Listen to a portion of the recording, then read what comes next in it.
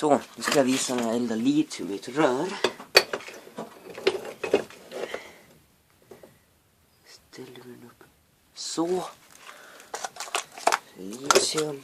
Fuck you, rör.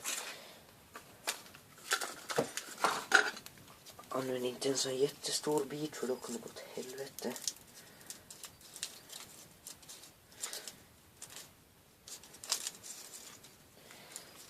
Med den.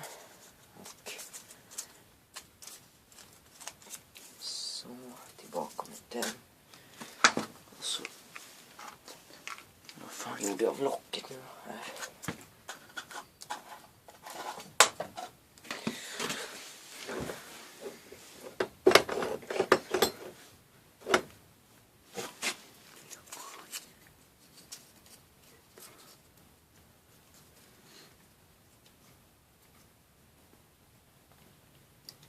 Se alltid till att det finns en tunn bit som man kan elda på, för det är de som är lättast.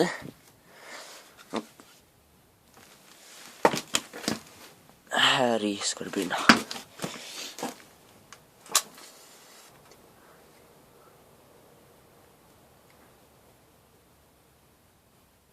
Så i med det snabbt nu.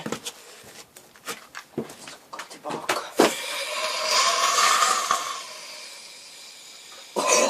Fan vad